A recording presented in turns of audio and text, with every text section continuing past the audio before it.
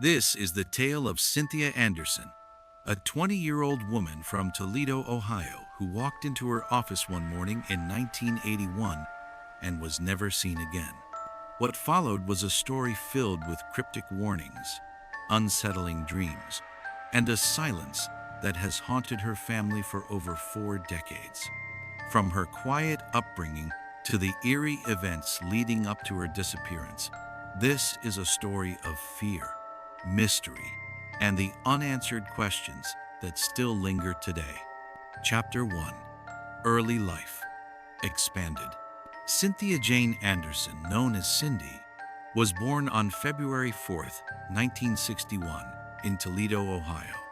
From an early age, she was surrounded by faith. Her father, Michael Anderson, was a Baptist minister, and her mother, Evelyn, a devoted homemaker, instilled a deep sense of morality, kindness, and discipline in Cindy and her younger siblings. Growing up, Cindy was known for her quiet demeanor and intelligence.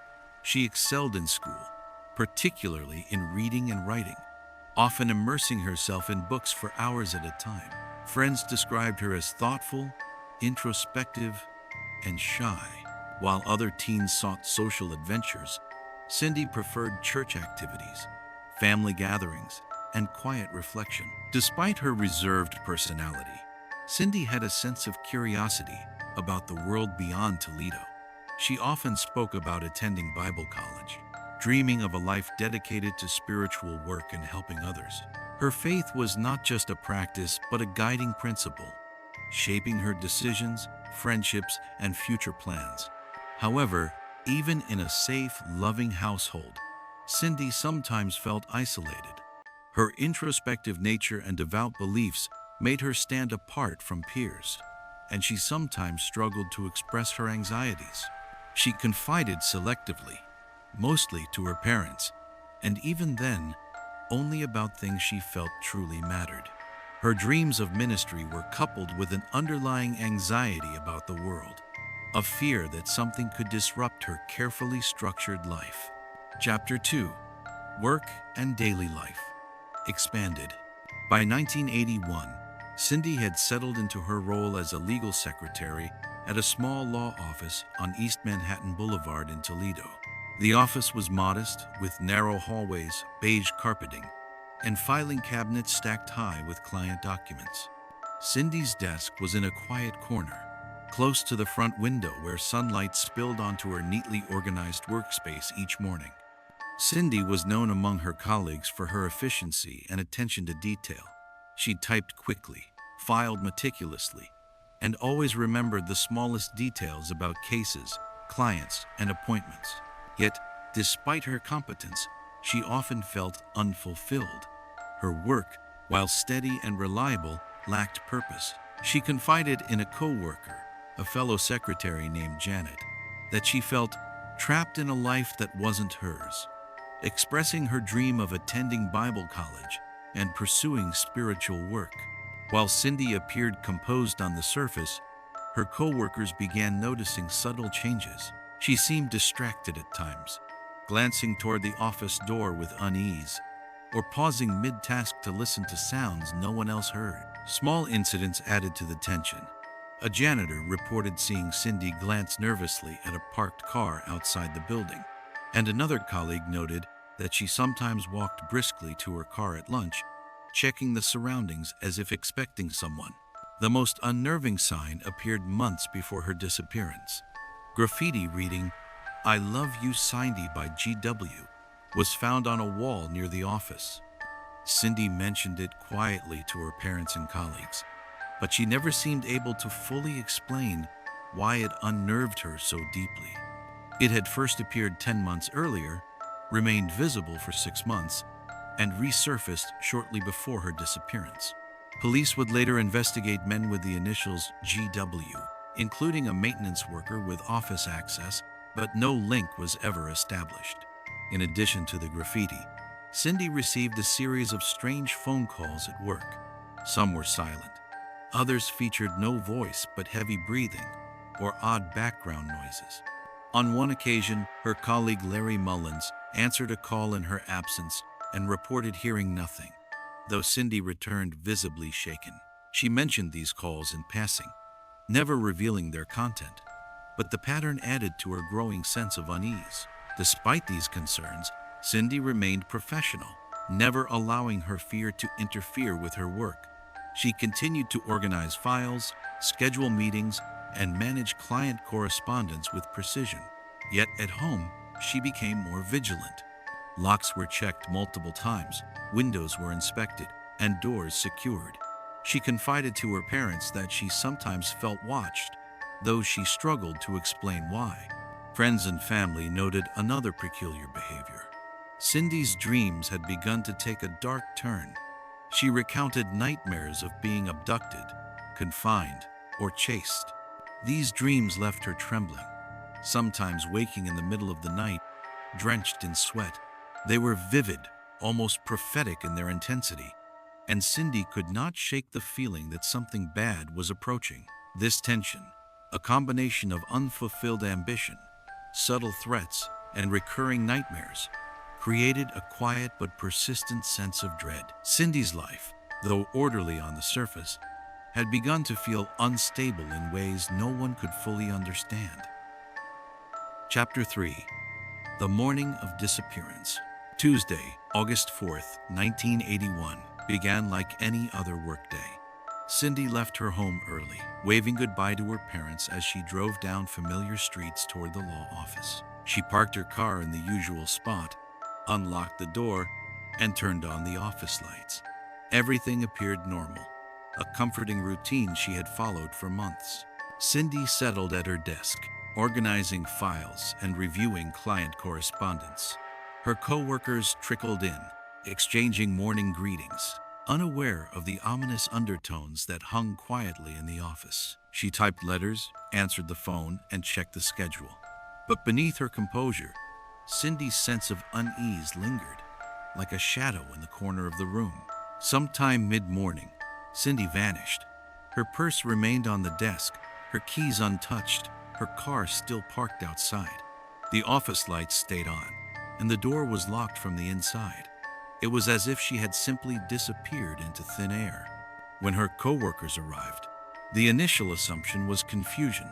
Perhaps she had stepped out briefly, but no one had seen her leave, and the office remained locked.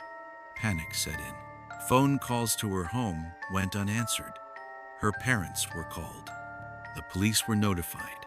A search of the office revealed no signs of forced entry, no struggle, no evidence suggesting foul play or voluntary departure.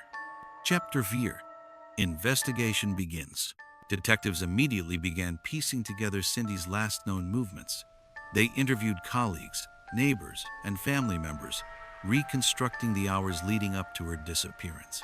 The phone calls she had been receiving became a focal point. One coworker, Larry Mullins, recalled 2 strange calls on the day before she vanished, leaving Cindy visibly distressed. Investigators theorized these calls could indicate a stalker or someone with harmful intent. Authorities also investigated the mysterious graffiti. "I love you, Cindy by GW," had appeared multiple times near her office over the past year. Men with the initials GW were questioned, including a maintenance worker with access to the building, but no connection to Cindy's disappearance was established. Despite exhaustive efforts, investigators found no evidence of a struggle, no fingerprints indicating forced entry, and no sign of abduction at the office. Cindy's meticulous routines and the undisturbed state of her workspace made the disappearance even more perplexing. Chapter 5. Leads and Dead Ends. The investigation explored multiple avenues. Search dogs tracked her scent beyond the office parking lot, but the trail vanished within minutes. Her bank accounts remained untouched, and no personal items were missing. Police canvassed the neighborhood, interviewed potential witnesses, and followed tips from the public, but nothing led to a breakthrough. 1 month after Cindy's disappearance, an anonymous phone call added a chilling dimension. A woman claimed that Cindy was being held in a basement of a White House, describing 2 side-by-side homes owned by the same family. According to the caller, The son of the family was keeping Cindy captive while his parents were out of town. Despite a thorough search, no such location was found. The caller's identity remains unknown. Complicating matters further, investigators discovered Cindy's employer, Richard Neller, had ties to a local drug trafficking network. Jose Rodriguez Jr., associated with Neller, was later indicted in a federal drug case. Some speculated Cindy may have inadvertently become a threat by overhearing incriminating information. However, no evidence directly linked her disappearance to criminal activity. Chapter 6. Haunting Developments. As the months passed, Cindy's case became a source of community concern. Friends described her growing fear in the days leading up to her disappearance. Her dreams had become increasingly vivid, depicting abduction scenarios that left her waking in terror. Family members reflected on her vigilance, the locking of doors, and her repeated insistence that she felt watched. The combination of unsettling graffiti, disturbing phone calls, and the anonymous tip created a sense of foreboding. Investigators considered whether Cindy's fears were rational, but no clear suspect emerged. Each lead ended in a dead end, intensifying the mystery and leaving her family in anguish. Chapter 7. Theories and Suspects. Over the years, multiple theories emerged regarding Cindy's disappearance. The obsessive admirer. The repeated graffiti and strange phone calls suggested that someone with an unhealthy fixation may have been involved. Men with the initials GW were investigated, but no connection was proven. Criminal involvement. Connections between Cindy's employer and a drug trafficking network raised the possibility she might have been silenced to prevent exposure of illegal activities. The anonymous tip. The mysterious call about a basement captive hinted at someone aware of Cindy's whereabouts, but no evidence was ever found. Serial offender theory. Some theorized Cindy may have fallen victim to a roaming serial predator in Toledo, which was experiencing heightened criminal activity at the time. Voluntary disappearance.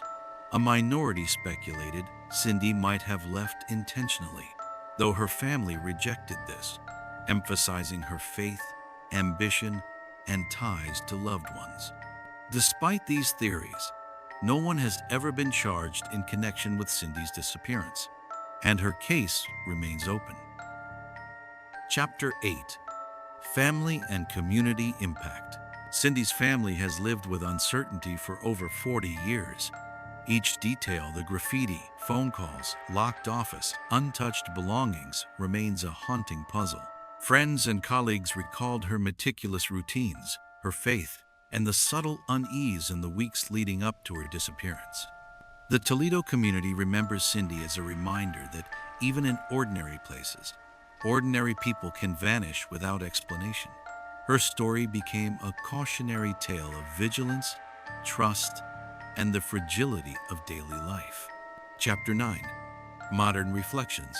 Even today, Cindy Anderson's disappearance remains unsolved.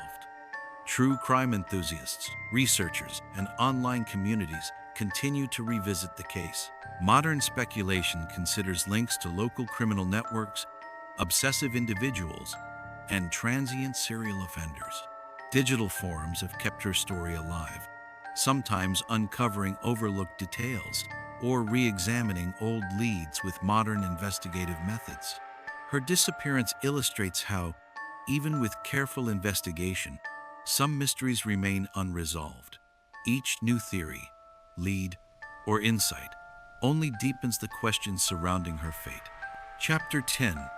Closing Thoughts. The story of Cynthia Anderson is a stark reminder of life's fragility. A young woman with dreams and a bright future vanished in broad daylight, leaving her family, friends, and community with decades of unanswered questions. Her story challenges us to consider the unknown threats lurking in everyday life and the endurance of mystery. Cindy Anderson's disappearance is more than a cold case. It is a haunting narrative of fear, absence, and the echoes of what might have been. More than 40 years later, the silence remains louder than any answer ever could.